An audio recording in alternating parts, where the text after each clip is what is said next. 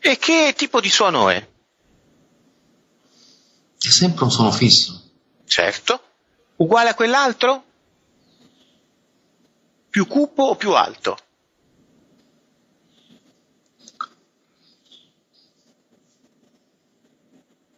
Non mi sembra uguale. Uguale. Non le so. Vabbè, sarà Mi sembra- uguale. Allora, rifacciamo lavaggio del tutto e questa volta ascoltiamo il suono della parte animica. Mhm.